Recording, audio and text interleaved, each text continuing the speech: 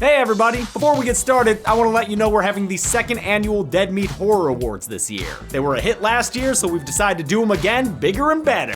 It wants its title back. After Wes Craven's passing in 2015, the Scream film franchise seemed done. There were a few seasons of a show on MTV, but while it shared the name and eventually the Ghostface mask, it was entirely disconnected from the movies. No Woodsboro, no Stab franchise, no Sidney or Gale or Dewey. It was its own thing. 5 years ago, I said I was fine with no more Scream films getting made. I hope they never make a Scream 5 since Wes Craven wouldn't be involved, but if they do, you know I'll cover it on the kill count. But then I saw the news that the fifth film would be made by Radio Silence. Radio Silence is a filmmaking group consisting of directors Matt Bettinelli-Olpin and Tyler Gillette and producer Chad Villella. I'm a huge fan, especially since they got their start making videos on YouTube under the name Chad, Matt, and Rob. From that, they went on to make one of the best segments in VHS, and in 2019, Ready or Not, one of my favorite horror films that year. It perfectly blended horror and comedy, making them an ideal match for Scream. Full disclosure though, I have become friends with those boys. When the Ready or Not kill count got blocked from a copyright claim, they personally messaged me as fans of Dead Meat and helped get the claim released. They then came to our apartment for an interview on the podcast and even attended our wedding last year. And of course, they asked Chelsea and I to do a favor for them, which wound up being a cameo in this movie. Obviously, my commentary will be biased, but I'll still proudly say this movie rules. As with all Scream films, Part 5 functions as excellent commentary on the horror genre. A decade after Scream 4, there was plenty of new material to comment on. At the forefront, the idea of requels, which is why Scream 2022 has its simplified title and isn't called 5 Cream or whatever. It's a meta reference to legacy sequels like Halloween 2018 and Candyman 2021. Though these films have the same name as their original installments, they're not remakes or reboots like the movie Scream 4 commented on. Instead, they're new timelines for the series, serving as direct follow-ups to the original and ignoring the sequels that came between, sometimes even outright contradicting them. Wasn't it her brother? No, that's just a bit that some people made up to make him feel better, I think. Requels often bring back characters from the first film while introducing new ones to follow in future entries. The appeal of a requel is its simplicity. Audience members can watch one without doing homework to understand what's going on. Scream 5, which I'll still call it, they're not fooling anyone, isn't a strict requel since the previous sequels are still canon and referenced repeatedly. Last time it happened was in 2011. But it uses requel elements and makes them the subject of its meta commentary. Also up for discussion is so-called elevated horror, a serious contrast to the torture porn and cheesy slasher sequels discussed in Scream 4. Finally, the film touches on toxic fandom, the type of love for a property that turns into hatred when things don't go the way you want them to. Looking at you, some Star Wars fans. Scream 5 follows Sam Carpenter, a Woodsboro runaway who returns after a new Ghostface threatens her family. She's joined by new and returning characters in a film that pays constant homage to the series, from character relations to scene locations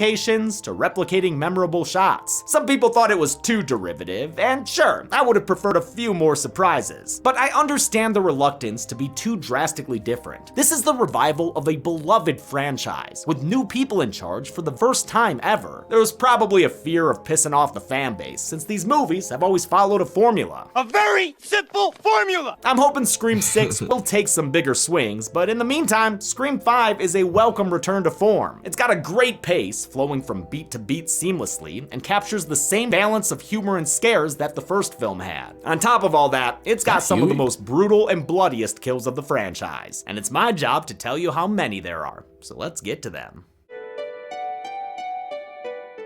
The movie begins, all together now, with a phone call. The famous face picking it up this time is Jenna Ortega playing Tara Carpenter, named after Halloween creator John. Ortega's a 2-time kill count veteran who TikToked her way into our hearts with Wednesday, but ain't no TikTok on this landline phone. Hello, is Christina there? No, she's not available. May I take a message? Sorry. It's returning Ghostface voice actor Roger L. Jackson, with some extra voice acting as he starts with an unassuming stuttery delivery before smoothly sliding into Ghostface territory. You love art and TV and movies. Until finally, we're back to the classics. What's your favorite scary movie? We all know the beats of this conversation, but Jackson still makes it scary. Would you like to play a game, Tara? Tara's been texting with her bestie Amber, but Ghostface pulls a switcheroo and threatens to kill her friend, with a video showing them right outside her window. To save Amber, Tara will have to survive some stab trivia. But unlike the stab heads in Scream 4, this young horror fan isn't familiar with the series. And it was like super 90s. She prefers so-called elevated horror, name-dropping movies like The Babadook and It Follows. She cheats on her test with IMDb, giving us plenty of Easter eggs, including the fact that in Stab, Stu Macher was played by Psycho 1998's Vince Vaughn.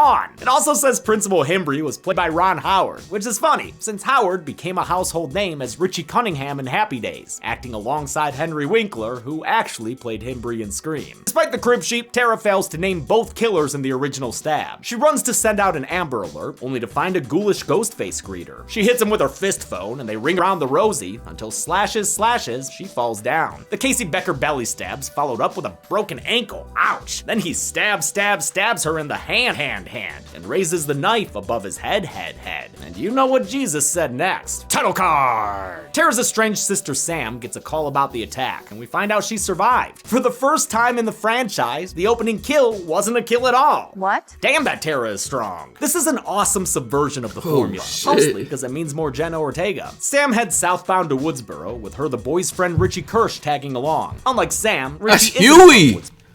from From the boys! Woodsboro, and since they don't get the Stab movies in District 1, Sam has to fill him in, saying they're slashers about a masked killer. Sounds a lot like Halloween. All right, it's a little like Halloween. Okay. Woodsboro's looking good in 90s out here, even though the high school is played by a third building in the franchise. It's now Williston Middle School in Wilmington, North Carolina, which is where the movie was shot, filling in for California. Tara's friend group discusses her attack. Best friend Amber Freeman, whom Ghostface had been threatening via text, twin siblings Mindy and Chad, a horror nut and dreamy jock, respectively, Chad's girlfriend Liv McKenzie, an outsider to the group who Mindy doesn't care for, and Wes Hicks, named after Scream's director Wes Craven. He's the justifiably paranoid one of the group, probably since his mother is Scream 4's Judy Hicks, now the sheriff of Woodsboro. As always in Scream, the fountainless friends waste no time accusing each other. Tara said she fought back hard.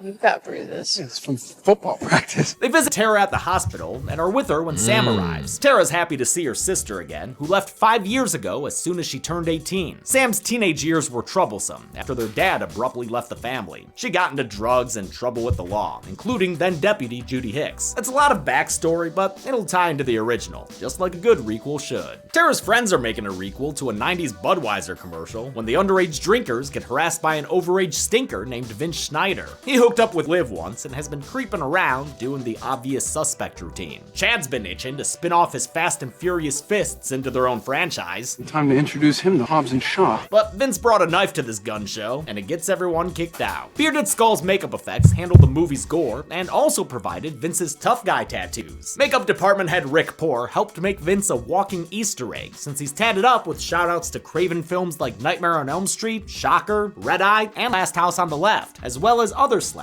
like Friday the 13th. Vince's screen time is brief, but he's made memorable by Kyle Gallner, another two-time kill count vet, whose 2022 also included Smile. The horror vet is worthy of a death scene featuring Red Right Hand, which returns to the franchise, playing from the speakers in his car while he's taking a leak. He turns off the music right before the song climaxes, but it returns non-diegetically as Ghostface stabs the Red Right Herring in the neck. Yeah, he deserved it for what he did to Veronica Mars. His capping off is capped off with a classic knife wipe. Back at the hospital, Sam gets a call from Dr. Ghostface, who says he knows her hidden family history. Who is this? Someone who knows your little family's secret. It turns into a house call, which sadly becomes the closest thing this movie has to a chase scene. The Scream films have always featured excellent chase scenes. It's a bummer this one drops that part of the formula. The face does follow the formula when it comes to disappearing though, and with such a direct threat against her, Sam decides to sit Tara down, or I guess she was already seated, for a Carpenter family candid. When Sam was a teenager, she found her mom's high school diary and learned that their dad wasn't her dad. Their unseen mom had cheated on their unseen dad in high school and got pregnant with another guy's kid. Mama Carpenter lied and told their father Sam was his, so he did the right thing and put a ring on it. When Sam confronted her mom about this, she accidentally revealed it to their unknowing dad, which caused him to leave their family that night. I'm the reason he left. It's a messy sitch, but the kicker is the identity of Sam's real father. It was Billy Loomis. This is a big swing from screenwriters Guy Busick and James Vanderbilt, who also produced the film and was the one who hired Radio Silence. Billy He and Loomis. Busick had both worked with them on Ready or Not. The writers reason that Scream has always been about Sidney and Billy's families. They continue that here with Sam being Billy's surprise daughter. I don't love this revelatory relation, but it doesn't bother me too much either. It feels appropriate for a requel, and it's no worse than Sidney's surprise brother. He still got to make his movie. Perhaps more questionable is the fact that Sam sees visions of her dead daddy Dearest. How you doing, Sam? The Force Ghostface is played by a marvelously de-aged Skeet Ulrich, who filmed all his scenes against a green screen in a single day near the end of shooting. His voice and appearance only required the slightest bit of digital adjustment, since the directors wanted to avoid uncanniness, and also because Ulrich just aged super fucking well. Tara is justifiably tired of the cloaks and daggers, so she tells her sister to get the fuck out. Sam does, then tells Richie he should get the fuck out as well, considering the danger he's in here. Bro, This is Huey Campbell, girl. I'm about to say He's this not is loyal. Huey, bro. I can't get that out of considering my the danger head. he's in here. But this is It's Huey Huey. Campbell, girl. He's nothing if not loyal. But I'm staying. I love you. The two decide to go to an expert, Woodsboro's ex-deputy, ex-sheriff, and now ex-husband, Dewey Riley. It's been a tough 10 years for Dewey. He lives by himself in a trailer, adorned with pictures of dogs he's rescued. Oh, that's nice. He schedules his day around Gail's morning show, broadcast from New York. I love how legitimately happy he is to see her succeed. It's also nice to see he still thinks of his sister Tatum. It's a common criticism of the series that he never directly addresses it. They tried to rectify this in Scream 4, but the scene wound up being deleted. Weird about that pet door frame around her neck. My sister, What? Tatum.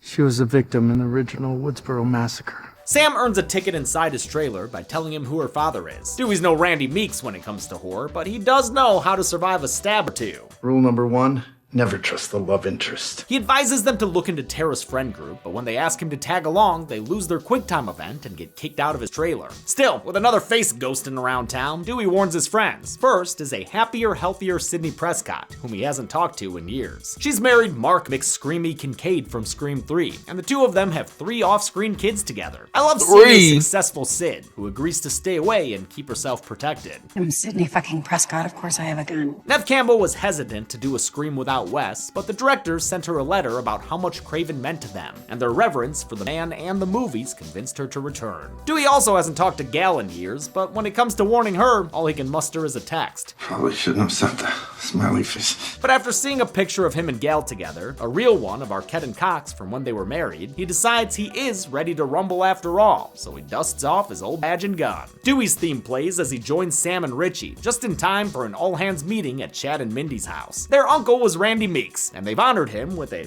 home theater. Hope it got that Dolby Atmos at least. Their last name is Meeks Martin, a hyphenated surname of their unseen father and their mother, Martha Meeks, Randy's little sister, played by Heather Matarazzo, reprising her role from Scream 3. She's so funny as she welcomes them to the dollhouse. Suspects. She and Dewey share a hug, reminding us that they've known each other going back at least 20 years. The twins aren't this movie's only characters with a famous uncle. That Vince guy was Stu Macher's nephew through Stu's never-before-mentioned little sister. These ties to the OG Scream crew lets Mindy know what the killer's aim is. Oh my god, he's making a requel. She channels her namesake with a meta Meeks monologue, talking about how legacy sequels have replaced remakes and reboots. Black Christmas, Child's Play, Flatliners. That shit doesn't work. But you can't just do a straight sequel either. You gotta build something new, but not too new, or the internet goes bug fucking nuts. Jasmine Savoy Brown does an exceptional job as this movie's Randy stand-in. She talks about how Stab fans, especially the ones on 4chan and Reddit, rebelled against the 8th Stab, directed by Rian Johnson. It's a reference to how his Star Wars film, Episode 8 The Last Jedi, pissed off a lot of Star Wars fans who said it ruined the franchise. This dialogue no doubt doubly serves as Radio Silence's own worries when it came to making a Scream. To some people, the original is their favorite thing in the world. The movie that made them love horror. That statement is true for me and for directors Bettinelli, Open, and Gillette. They never got to meet Wes personally, but they say Craven and Scream is why they make horror movies in the first place. Radio Silence wanted the new Scream to harken back to the original, but still feel like a modern movie in 2022. After getting Kevin Williamson's blessing for the project, they brought in more crew members who had worked on Ready or Not, like composer Brian Tyler and director of photography Brett Jukowitz. Jukowitz shot with Panasonic anamorphic lenses, just like the first 4 films, to preserve the franchise's look. look. A month after shooting Scream, he'd be in Wilmington again, shooting The Black Phone for Scott Derrickson. Mindy says that requel rules mean legacy survivors can die, and that Sam might be the killer. I mean, she is the one with a ghost face daddy. Sam takes off and reflects on the situation with a mirror-obstructed, bloodthirsty Billy boy. Let's get out there, find out who's doing this, and cut some fucking throats! Sheriff Judy's out on a drive of her own, picking up dinner for her and Wes. On the way, she gets a hands-free call from a hands-on killer. What's your favorite scary movie? I prefer animated films and musicals. Well, that's a shame. She probably can't appreciate the Psycho reference her son is wallowing in. Well, I thought she was fine in Scream 4. Scream 5 makes me really appreciate Judy Hicks as a fun, well-developed character. Marley Shelton plays her perfectly as a competent and content suburban mom. It's hilarious that even her texting style is in character, as is the decoration of her home, thanks to set decorator Helen Britton. The periodic table of vegetables is so her. And on top of it all, she's still making them infidelious lemon squares. Ghostface threatens Wes, which is a good way to scare Judy. She treats him like a little bubble boy. She rushes back home to his aid, but Ghostface surprises her with some sugar and slice. I guess her suburb's just a little too sleepy, because this broad daylight brutalizing goes unseen. Damn, the sun really bring out Ghostface's sparkles, huh? Inside, Wes is too busy providing eye candy to know about his recent orphaning. He's played by Dylan Minnette, Jack Shepard's son in Lost, and previously seen on this show in Don't Breathe, the good one. There's an enjoyably drawn out sequence with lots of playful fake outs, until Wes gets to the front door and Ghostface screams, "Let me in." Wes puts up a fight, but Ghostface kills him by slowly but surely winning the struggle with a knife stab that comes out the other side of his neck. Fuck! This movie's kills may not be super innovative, but man are they graphic. Good stuff.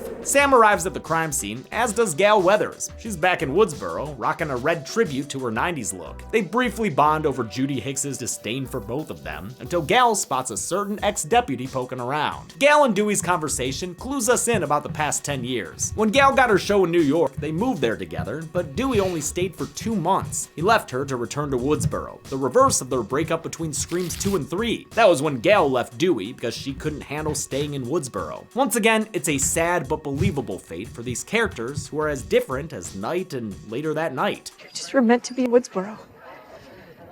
You were? Filming this scene proved to be an emotional experience for Cox and Arquette, given how their long personal history is so intertwined with these characters. The first take was too tearful to use, from both the actors and the crew. Sam calls up Richie, who's continuing his stab research on YouTube with someone we all know. That shit is You heard right, that voice was Matthew Lillard's, doing a vocal cameo as the flamethrowing Chrome Face. I'm just kidding. I was of course referring to how Kirby is confirmed to be alive in a suggested video. Hell yeah! Okay. The scene also features Chelsea and me in a cameo. And don't even get me started on Ghostface's signature new weapon. that shit is Chelsea even gets the meta joke about how Stab 8 was simply called Stab, just like this movie's title is Scream. And can we talk about the title? Stab? What, just like the original? Just call it Stab 8. It's fucking Stab 8. You're not fooling anyone. It's just such bullshit. We talked about it more in a podcast episode, but after a text from Radio Silence, we filmed this cameo on the previous podcast setup in our home. Then we sent it in and waited silently for months to see how it would get used. Again, coolest thing we've ever done with Dead Meat. We're playing fictionalized douchebag versions of ourselves on a channel called Film Fails. Decipher that for yourself. Dead Meat is listed in the suggested videos with a Rian Johnson interview, alongside another video asking if Stu Macher is still alive, hinting at the aborted Scream 3 plot / current popular fan theory. Will we see him again? I have no idea. Sam realizes there aren't any cops at the hospital watching Tara. Shouldn't have trusted this guy to do it. I bet he left his post to go throw flyers all around town. She tells Richie to meet her at the hospital as she and Dewbear race to get there. They better hurry, since Sis is getting terrified among these empty hallways. Seriously, Woodsboro, y'all need to hire more doctors and nurses. Your hospital shouldn't look like a high school on a Sunday night. Not wanting to get super stabbed again, old Bloody Hands McGee wheels herself down the hall. I normally hate when horror characters are confined to a hospital. Cough, cough, Halloween's 2 and kills. But Tara is active enough to make it work. She finds the body of a police officer with a slit throat, gurgling and gasping as he dies out on the floor. She hides and hits Richie with a phone, dick, when he scares her opening the door. She hit me with a phone? Aw shit, then Ghostface is here! Taking out Richie, and, well, frankly, they don't need to do too much more to Tara. Ghostface activates their new mask-mounted voice changer so they can talk to Sam on Richie's phone. The older sis stalls them long enough to arrive so Dewey can provide cover fire. Unfortunately, Dewey's always been trained for torso shots. He's never been a huge fan of Al Snow. Doing what? When he remembers his Roman lesson, he sends everyone else down an elevator while he goes back to finish his 12-hour shift. Before Dewey can execute this possibly unconscious suspect, Ghostface strikes first with stabs to the gut and the back. No worries though, the Deucer's been stabbed plenty of times before. Oh shit, wait, a kill graphic? Oh no, my eyebrow wiggling doom man. Say it ain't so! It's an honor. Oh fuck, it is so! Damn you, Ghostface! Damn you, Ghostface! The horror heartbreak piles on as Gal goes through slow mourning. Sam offers her condolences, but it's Sydney who provides a shoulder to cry on, having returned to Woodsboro because of Dewey's death and ready to go on the offensive to protect her family. God, I'm bummed that we never got one last scene with Sydney and Dewey together in person. Sam and Tara decide that the best way to survive is to Blow this pop stand. Good call. It worked for Joel the cameraman. Even though Sydney and Gale warn them that Ghostface will follow, Sam insists on taking Tara back home get in with the her and cabin, Richie. leave. On the way, Tara realizes she's missing her inhaler. Not wanting to be caught off guard in case of Pennywise attack, the trio detours to pick up a spare at Amber's house. She's having a third act party there, a memorial for Wes Hicks that doubles as a tribute to director Craven. To Wes! Vocal cameos abound here, layered together in that Cheers. Lillard, Bettinelli, Open, and Gillette are in there, as well as previous Scream actors Jamie Kennedy, Hayden Panettiere, Henry Winkler, Adam Brody, and Drew Barrymore, who lent her voice earlier to another audio cameo as the school principal. A reminder that all classes and school activities are canceled tomorrow due to public safety concerns. Other members of the Scream family include Kevin Williamson, composer Marco Beltrami, editor Patrick Lussier, Scream 3 producer Julie Plec, and Scream 4 producer and Wes Craven's widow, Aya LaBunca. Finally, there's Ryan Johnson, in-universe director of the fan-maligned Stab 8. Johnson was supposed to make a larger cameo in a press junket parodying a fan backlash to The Last Jedi, but it was cut because of his commitment to Glass Onion. The party is rife with suspicious encounters. Amber and Mindy bump heads in the basement, and Chad refuses to bump uglies with Liv. It puts an end to any potential joyride with her, earning a sarcastic Siskel and Ebert from his sis. Chad eventually gets concerned when Liv doesn't come back, while Mindy's only concerned with watching Stab. In this case, never before seen to us footage of a party scene with an actor playing her uncle. The actor is Christopher Speed, as briefly shown earlier on the IMDb page. He's an unknown actor, unlike the rest of Stab's cast, which lines up with Randy's complaint in Scream 2. Joe Blow, nobody blame me. Also, holy shit, I can't believe how well they match the clothing and appearance of these characters. Although that don't look like no Vince Vaughn to me, it does look like a film fail. Chad wants to check on Liv, but Mindy says he'll need more protection than his blue and yellow jacket, so he grabs a candlestick like this were Clue. Chad is played by Mason Gooding, son of actor Cuba Gooding Jr., and a fan of this channel, as we learned in an played by Mason Gooding, son of actor Cuba Gooding Jr. Oh shit. Wow. And a fan of this channel, as we learned in an interview. James and Chelsea, I'm such a big fan of you guys. You guys are so good, dude. What? That led to him and his good boy Iggy being presenters at last year's Horror Awards.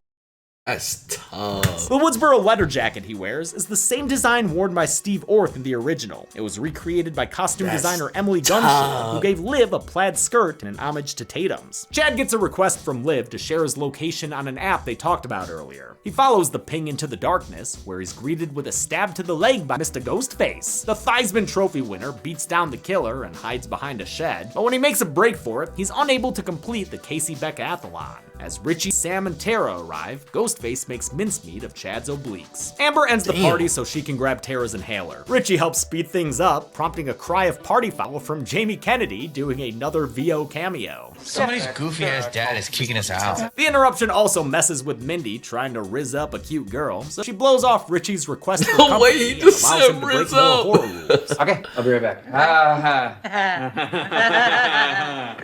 Yeah. Elsewhere, Woodsboro and Sidstein are following a tracking device Sid planted on Sam's car. A lot of people thought the legacy characters were underutilized, and to some extent that's true. But unlike Scream 4, this is an actual passing of the torch movie, meant to establish a new crop of main characters. It does that job well, and besides, Nev, Courtney, and David all make the most of the screen time they get. The legacy ladies reflect on the long path that brought them here, going all the way back to Gail's first book. I started all this. No, you didn't. Yeah, no you didn't, Gail. It was Billy Roman Loomis. Bridger. Whoa, Sid. Forgot about bro? That kind of amnesia earns you a film fail. I know Roman was a whiny bitch, but this is Scream 3 erasure. Huh. Maybe this is a real requel. Sid realizes where the Carpenters have stopped their tour, and it looks like things have only just begun. You're in Stu Mocker's house where your dad and Stu killed everyone. It's a fun twist if you didn't see the trailers, though it bugs me that this is a set, not the actual location. I'll admit, I didn't realize it the first time I saw the movie, even after having visited the real house in person.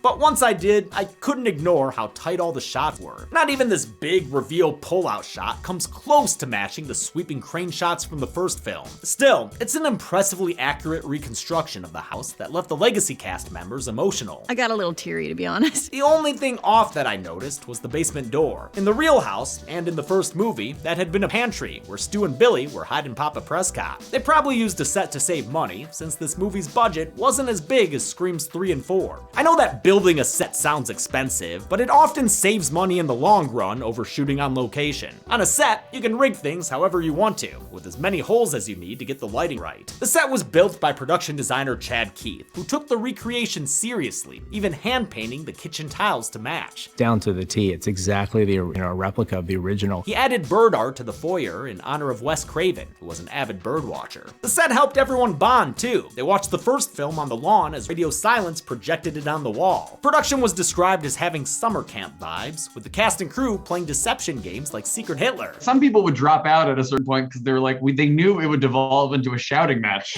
Like, I would just scream at the directors. Returning to Stu's house gives us a meta-maximalist version of Randy's couch shot. Hell, the Meeks niece is even wearing the same colored outfit as Ghostface makes his move. Her self-awareness kicks in, and she actually turns around, giving Sam enough time to jump in and intervene. The supporting cast filters in, so accusations can start a-flying again. I'm not the fucking killer! I know.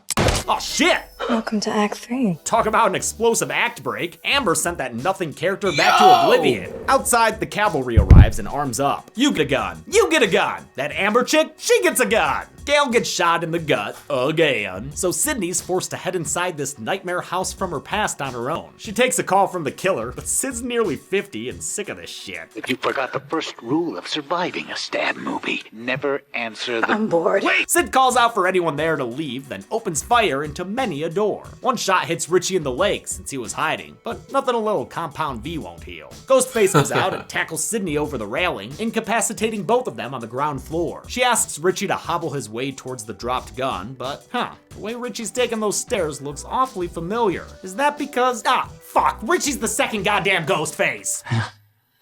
It's a bummer it's me. For the first time since the OG, the BF is GF, even though this one was way more of a goofy nice boy like Derek than Killy Billy, who wore his psychopathy on his short white sleeve. For what it's worth, I think Jack Quaid plays both versions of this character exceptionally well. He's hilarious as the nice guy supportive boyfriend, and scary when he snaps as the killer. Richie and Amber, who are also dating apparently, take the after party to the kitchen to recreate the ending of the original Stab. They're huge fans of the series, and even met each other on the Stab subreddit. They're more annoying about Stab than those film fails fuckheads. How can fandom be toxic? They're pissed about how their beloved franchise has turned out and want to provide new real-life material it can adapt into another movie. They plan to pin their killing spree on Sam and her Loomis lineage. They bring in Gail from the front lawn and press a blade into Prescott. Oh man, quit stabbing Sydney, y'all! Amber goes to retrieve Tara, but instead gets a face full of crutch. Earlier, Sam had found her sister and untied her. In the ensuing chaos, Sam gets away with Richie chasing after her. Amber battles with the Legacy characters in the kitchen, where Sid washes out her potty mouth with a face full of hand sanitizer. The Team Terror regains the upper hand and strangles Gail, then gets stupidly spitty as she confirms that she killed Dewey. I can't believe I get to do you both! Is it believable that this Ghostface is the 5'3" Amber? No, not at all. So yeah, I guess that'll earn this movie its third film fail. But whatever, man, Mikey Madison is an excellent Stu stand-in. She brings the same unhinged energy previously provided by Matthew Lillard and Timothy Olyphant. The fight heats up and Gale avenges Dewey by capping Amber's ass, unintentionally setting her ablaze for a fiery finish. The first fire stunt in Scream, alright. Radio Silence actually considered changing this scene since Madison has a similar fate in Once Upon a Time in Hollywood. Ultimately, they decided it was a funny coincidence and kept it in. Richie has followed Sam's blood trail upstairs, and though she manages to disarm him, her gut wound proves to be a disadvantage. If only there were a weapon that she could— yes, a green umbrella, a classic! Oh, wait, what's that dead Oh, yeah, a knife's probably better, huh? Sam wipes away Richie's smug smile by shish kebabbing his cheeks. She proceeds to stab the ever-loving hell out of him. Seriously, I counted 21 stabs to the torso. That's one more than the amount in that kill at the end of Candyman. Richie stops her long enough to set up a one-liner. What about my ending? Here it comes. And a throat slit puts an end to his veto. Sam punctuates the kill with a ghost-faced knife wipe, which would surely make her killer papa proud. That is one thing I don't love about this movie. The Ghost Billy stuff looks good, but it feels a bit too redemptive for a character who was interesting because of how evil he was. Sam's joined by her 4 sisters, and Sid barely has time to say they always come back before Sam's blowing brain bits all over the floor. Not concerning at all. Of course, we still have room for one last scare, in the form of Freddy Fied Amber. What the Talk about a diehard fan. She's killed by Tara with a headshot. I still prefer the Babadook. To what? Getting killed? Like, obviously. Mindy's wheeled out on a stretcher and survived like Dewey did in the original. Even better, her twinsy Chad survived as well. Thumbs up for survivors. Right, Tara? Takes to a different hospital this time. Yeah, maybe one with people and lights. Sam says her goodbyes to her newfound gal pals, who should probably be getting medical attention. I mean, Gal got shot. Sydney got stabbed. They've got those end-of-movie trauma blankets. I guess they'll be fine. Sam gives a parting glance to her non-canceled ghost dad before riding with Tara to the hospital. We zoom out in a recreation of the OG's final shot, with digital exterior extensions done by Redefine. The movie ends with one last tribute to the franchise's original helmsman, with bird sounds in the background for Wes. How many bodies got dropped like the number in the title of this film? Let's find out and get to the kills. Oh! What? No, not the kills. The numbers, Zoran. The numbers.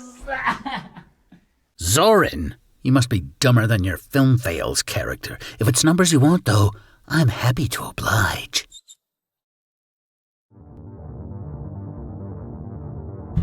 Eight people died in Scream, consisting of 5 men and 3 women. That's similar to but different than the original. Just how I like it. I may have gotten fewer kills than the last movie, but that's okay. There's always next time. With a runtime of 114 minutes, I helped give you a kill on average every 14.25 minutes. You're welcome. I'll give the golden chainsaw for my coolest kill to Dewey. That guy's had his ticket punched for far too long. It truly was an honor to finally gut him like a fish. Dull machete for lamest kill will go to Deputy Clay. Was that his name? I never really asked. And that's it. Scream was released in 2022. Next Friday, March 10th, I make like a Voorhees and take Manhattan in Scream 6. Until then, I'm the only true Ghostface. This has been the Kill Count. Thanks a lot for watching this Kill Count, and thank you, Roger Jackson. That's tough. That was a tough way to end it.